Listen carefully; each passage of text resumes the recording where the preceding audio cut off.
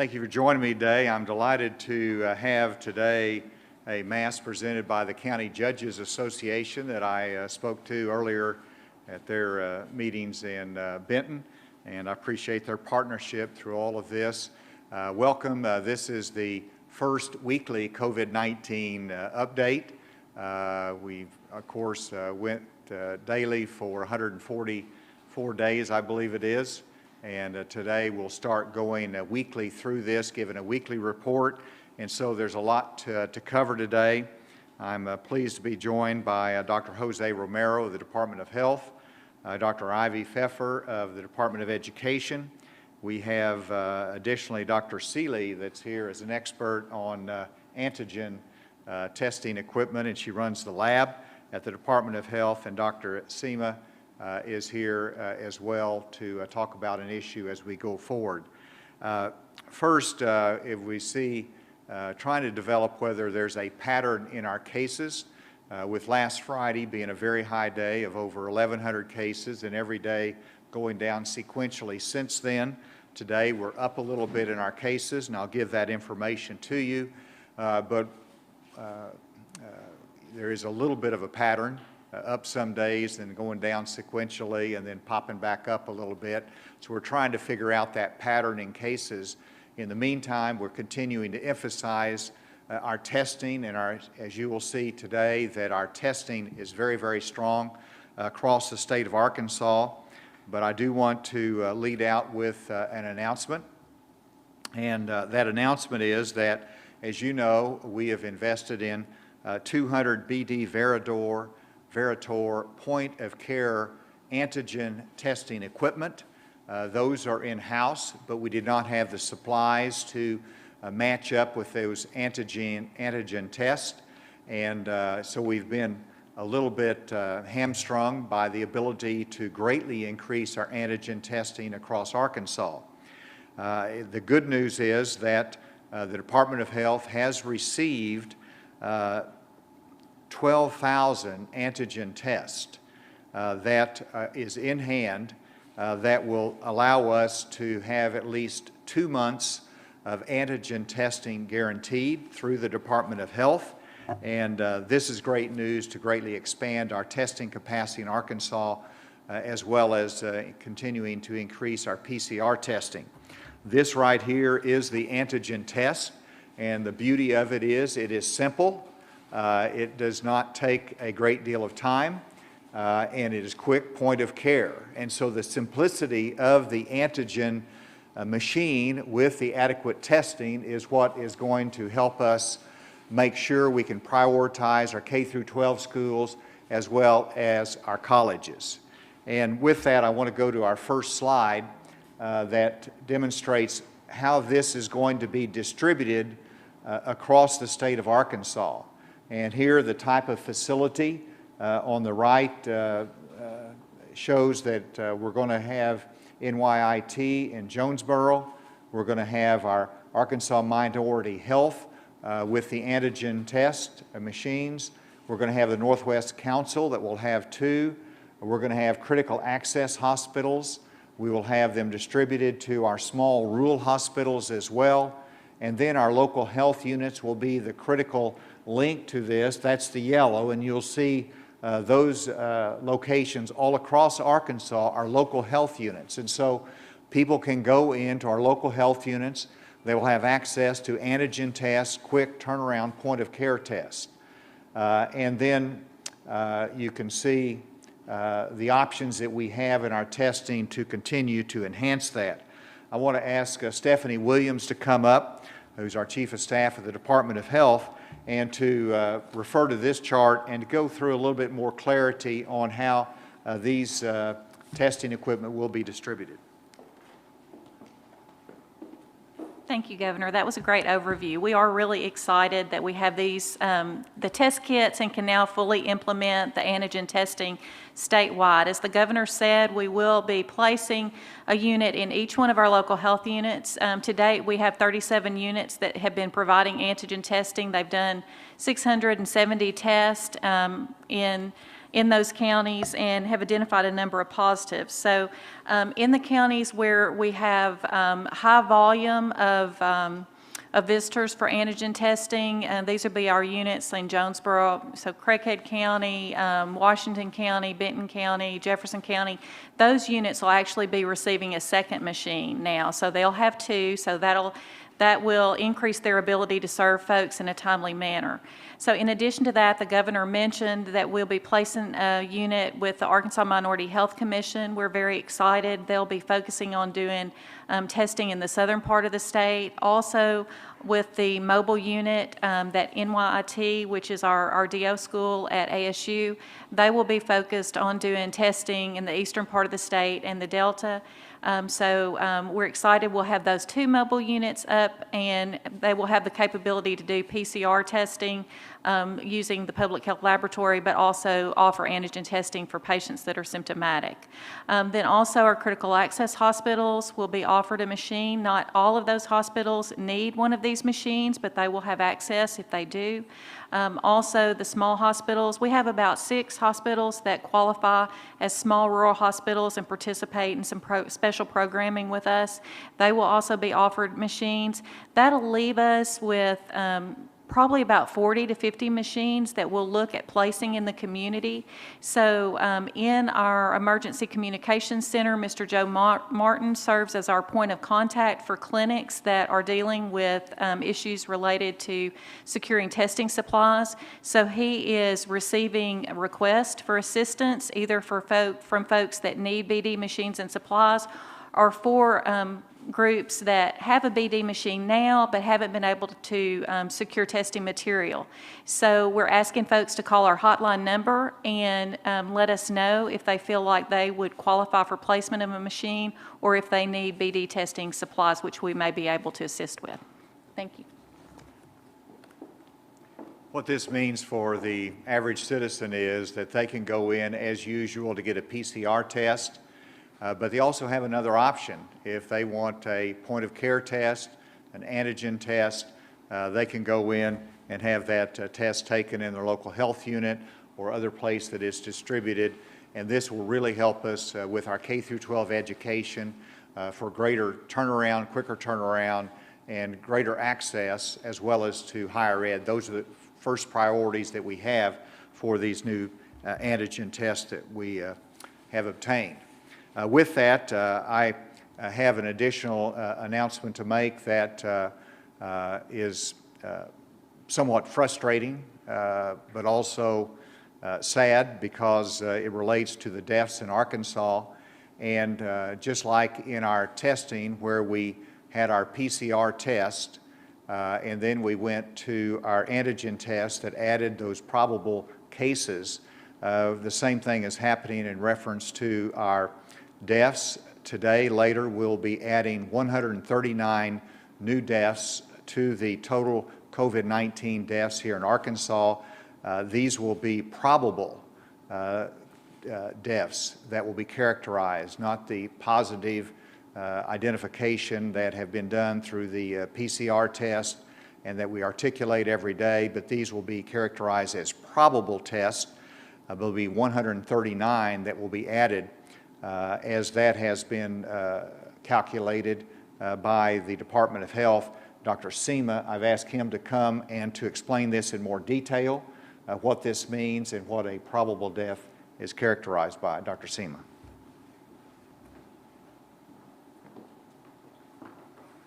Yes, thank you, Governor. To reiterate what the Governor already mentioned, in accordance with the Council on State and Territorial Epidemiologists case definition that was adopted by the CDC in August, we began reporting probable cases, and so too now we must report probable deaths. These will include persons who were diagnosed as a probable case. So for an example, somebody who had a positive antigen test only, they were labeled as a probable case and unfortunately they expired. These will also include individuals who had on their death certificate COVID-19 as a contributing or underlying cause of their death, but we may not have had any laboratory evidence of infection. So per the case definition from CSTE that was adopted by CDC, these persons would be labeled as a probable death. So we'll be adding 139 probable deaths to our website. These will be shown on our dashboard under probable deaths, and we'll be able to show those by county as well. And with that, I'll turn it back to the governor. And then let me go to our first graph, actually be our second one. But I want to look at where we are, since this is September 15th, where we are in our testing goals. And of course, our goal was a total of 200,000 total tests, which were 190,000 PCR tests with another 10,000 antigen tests. So these are our PCR tests on September 15th. As you can see, we're at 102,000, which significantly exceeds our goal for the half of the month. So if we can finish strong, we're going to be able to make our goal. Clearly that shows significant testing here in Arkansas during the first half. Again, if you look at just 6% of our population is 180,000. So that is more than 6% of our population that we're doing every month if we meet that goal. And then the next one is the number of antigen tests. And here again, this starts September 1, our increase. And you can see that over the weekend we had just really flat in terms of our antigen testing, but they have increased dramatically with the beginning of the week. And so our total number of tests that we've done is 6,888. And again, put that in perspective that we're going to be adding 12,000 antigen test capacity just with the supplies that we just announced earlier. So we expect that antigen testing to go up over the coming months. Next, you'll see the number of PCR tests by facility. And here again, we don't want to totally rely upon our commercial test that goes up, that goes down, but our Department of Health lab continues to be strong with significant testing as well. And you can see that our testing in the last 24 hours has been 5,852 PCR tests. The next slide will take us to the number of new cases. And let me spend a moment on this. We have 676 new cases in Arkansas in the last 24 hours. These are new PCR confirmed cases. We also have 11 additional hospitalization, and we have 17 additional deaths. I'll show those here in just a moment. But if you just look at the number of new cases, you can see that it's just simply up and down. Now, I don't mind a little up and down lower, but I don't like the extraordinarily high when 1,100 or 1,000 cases, because that just means that really there's getting dumped too many in one day from our labs. And so we want a little bit more level out, but the next one shows the rolling average of cases. That you can see the trend line where we're lower than we were at our height, but we, if we want that to go down. We want that to have fewer cases, even though we're trying to identify as many as we can for safety purposes. And next, the number of active cases is fairly flat right now. The next one shows the number of new cases in Arkansas by test type. I wanted to illustrate this because the test type, I was looking for the code there, the white are the antigen test and the red are the PCR test. And so that's how it's broken down. And you can see in the last 24 hours we've had the number of new cases resulting from those tests. So that's informative as to where the new cases are coming from. And then, or the type of test. This is the antigen test. The positivity rate you can see is much higher, up over 20% in positivity for our antigen test. The next one is the positivity rate for PCR test. And this is important because look at the trend line. You see really a consistent trend line when it was up over 10%, having that go down, and this is by week. But you've seen a consistent lowering of our positivity rate for our PCR test.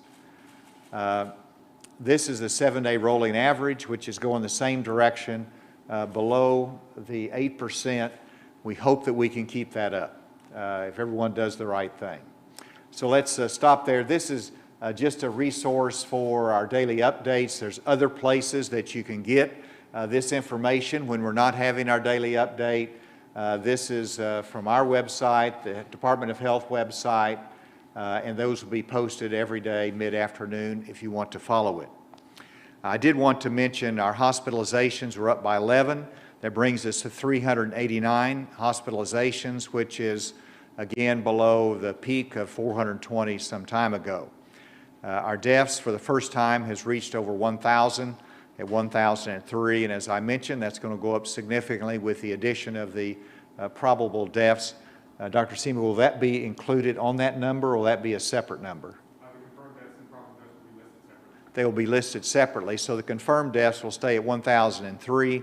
We will start the other category of the probable test as well. And with that, I wanted to invite Dr. Romero for his comments.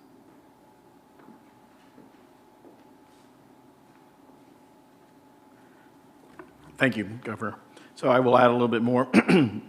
So our total confirmed cases in the state today are 70,125, with total probable cases, as mentioned by Dr. Sima and the Governor. We are now reporting probable cases in the state, 1,232.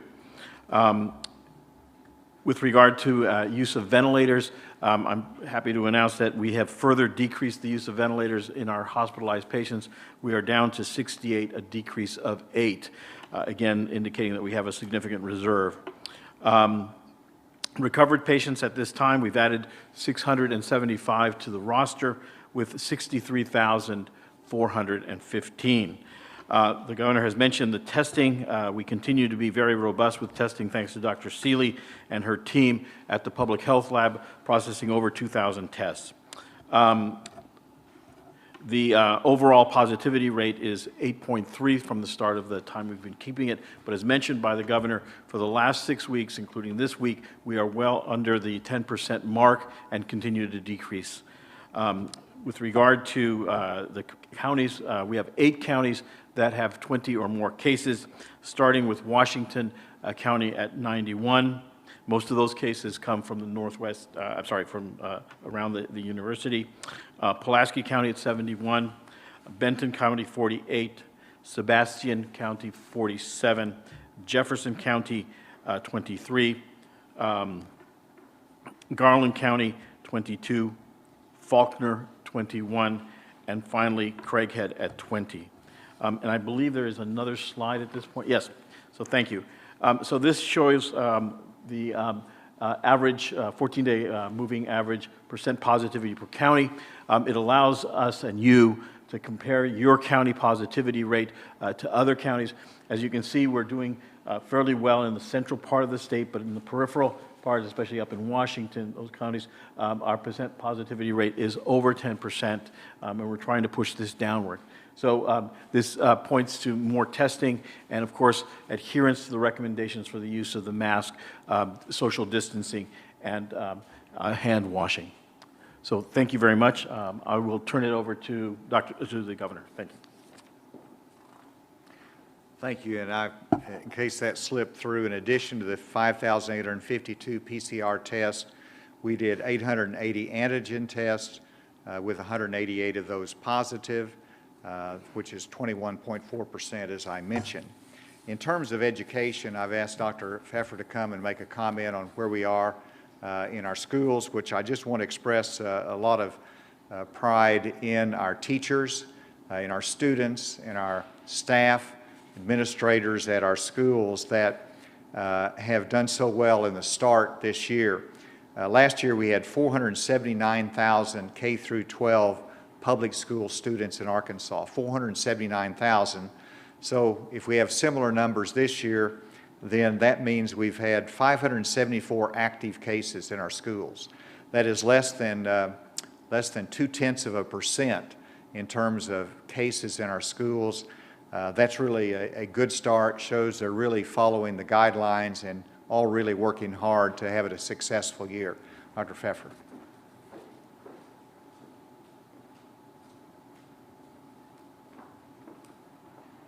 Thank you, Governor. And yes, we are proud of our school districts and how they are responding as the school year starts. And as all of you know, we've discussed this, the 574 active cases are going to affect and impact school district operations differently.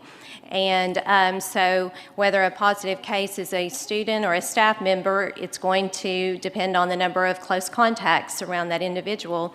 And in many cases, if there are large numbers of staff affected in a school district, then the school district does have to make modifications. So just an update on where schools are today. Since school started, there have been a total of 39 COVID modifications to on-site instruction in some form or fashion. 22 of those modifications are still ongoing. So since the start of the school year, we do have some that have been added. 8 have been added this week. Now, to understand though, we have to remember that each of these modifications are unique to the school district and unique to the circumstances around the need for the modification. So one example might be in a district like Pocahontas that has shifted their high school to virtual for 2 days. And that is to allow the district time to do some cleaning and notification to all of the affected students. Another example of recent modifications is in the Pulaski County School District, where there was just one classroom of second grade students that are going to be utilizing virtual instruction for the next 2 weeks. We have had one school district that has had to pivot to remote learning for the rest of this week, starting today. And that was also due to a large number of staff who had to be quarantined, and the timing of the new staff members with the ones who are already quarantined are going to have them pivoting for a short time, but the plan is to return next week if possible. So you can see that districts are really taking a measured response, really focusing on the needs in their school community, and we do appreciate the way school districts are working to continue to keep as many students on site as possible and to have a great school year. Thank you. Thank you, Ivy. With that, we'll be happy to take any questions. With the probable deaths that were added today, are those, what's the main reason that they are probable? Is it primarily the antigen testing, or is it primarily there was just no tests? Or I'm going to let Dr. Seema address that. Great question. So as I mentioned, you can be labeled as a probable case and probable death if you have a positive antigen test alone, and then you expire. And also, you can be labeled as a probable death if someone passes away, and on their death certificate, their underlying cause of death or a significant contributing cause of death is COVID-19, even in the absence of an antigen test or a PCR test. Of the 139, the most prevalent are going to be those that have COVID-19 listed on their death certificate, but not necessarily laboratory evidence. and how far back do these go? Like, is this just since March, or? I don't have that directly in front of me, but we can get that information for you. Yes. With these new deaths added, I mean, do you get the sense that the number of deaths has been accelerating since March, that we're kind of hitting these number of milestones quicker and quicker, and what do you make of that? No, I don't have the sense that they're accelerating because, and that's been a little bit of the frustrating part, that we're adding deaths that should have been accounted for in the month of July or June or 2 weeks ago, and so that's throwing the daily number off. So I'm frustrated by the system that has been changed by the CDC as to how you count these, but we're trying to be very transparent in it. We're concerned about every death, but I don't see that that's accelerating. It's just simply that we are really accounting for deaths that have come in previously. Dr. Romero? That is correct. Or Dr. Seema, do you have anything to add to that? Yeah, please. So it is, we do report new deaths. Those are the date in which we report them. Another way to look at that is the date that a person actually expired. And we are keeping track of that. It has been fairly linear. We have not seen any exponential growths in the number of deaths by date of death. Much more precise answer than I gave, but thank you for that question. Is there anything from remotely? Yeah, Governor, this is Andrew with AP. Had a couple questions for you and for Dr. Romero. I guess first of all, on kind of a progress report on, or is there a sense of any progress with U of A and other college campuses, especially with Washington County topping the list of counties again today? Are you all getting any kind of sense of any of the measures they've taken up there working at all, or anything else that needs to be done? And a second question I had was, in terms of the state's report on cases at educational institutions, it seems like there's still a gap between what the state is reporting and what individual campuses are reporting, especially when it came to UA and Arkansas State. Wanted to see if Dr. Romero could kind of explain, I guess, why is there that gap, and is there anything that's being worked on to have those numbers more reflective, figure out which one is the more accurate figure? Dr. Romero or Dr. Seema, who's the right one to tackle the? He can handle the latter. All right. Question about the delay in recording of the, Yeah. and I'll be happy to tackle it. Yes, great question. About the educational institutions, we have set up processes to get the information from our points of contact at various educational institutions as quickly as humanly possible. Unfortunately, there is still a little bit of a delay, so that could impact why there are differing numbers that are being reported out by each individual campus as opposed to what we are reporting on our report. Now, also of note, we update our report every Monday and Thursday. I'm not entirely sure how often the campuses update their report, but that could account for some differences as well.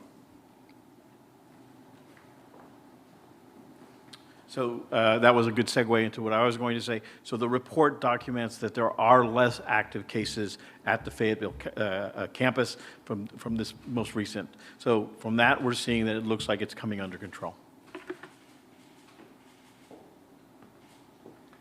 Yes. Something that can be done in the schools that we're not already doing that can reduce the number of close contacts to prevent all of these staff and students being to quarantine? That is a very timely question because that issue has been raised by school superintendents as well as parents. And this is where they are wearing a mask, but they're not able to be 6 feet apart. And so because of that close contact, there's still a requirement for quarantine. I have discussed this at length with Dr. Romero, and we also looked at the CDC guidelines, and the challenge is the CDC guidelines are clear that it should be both distanced as well as wearing a mask. And so I know the schools are challenged because they can't have that social distancing in every classroom, and it means that you're having to have more students than what you would like to be quarantined.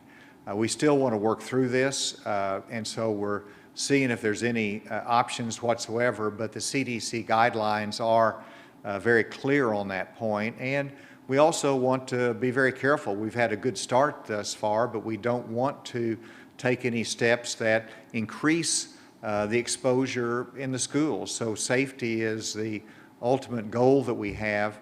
But we see if there's any way that we can balance that to a greater extent to reduce the number of students or those that might be exposed. Dr. Romero, please. So while this 6-foot mandate seems somewhat onerous, it's important to note that we are not seeing transmission in the schools. What we're seeing is these individuals that are diagnosed most likely from the community, but we're not seeing, if you will, fallout from those cases. And I think that goes to this issue of maintaining the distance and maintaining the quarantine.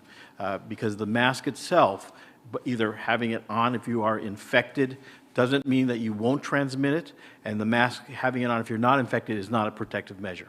So I think we're showing that it does work. Have we seen any transmission in schools at all? I'm sorry? Have we seen any transmission? I would have to get you that information. Right. Next question.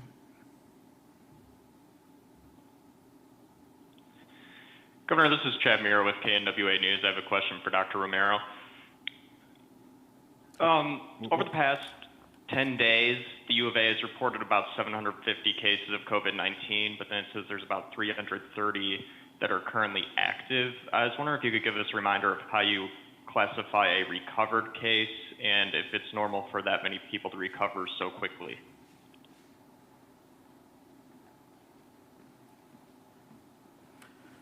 So a recovered case is defined as time from positive test onward or symptoms onward. So you remain a positive case for 14 days after the infection if you don't have disease, 10 days if you have the disease, and if you have severe disease, it's 21 days.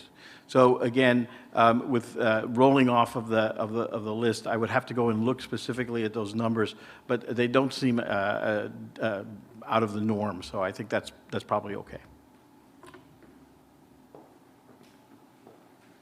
Next question.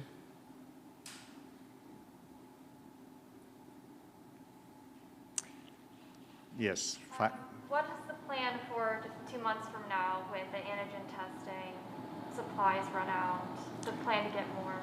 The answer is we plan to get more. Very pleased. It's rare for us to have a 2-month stockpile in advance during this pandemic. And so that gives us confidence that that supply chain will continue. And we had to work it. We had to work through a number of different ways to make sure that those supplies came to Arkansas. But I'm optimistic that even after the 2-month supply that we'll be able to continue to get the antigen testing equipment or supplies.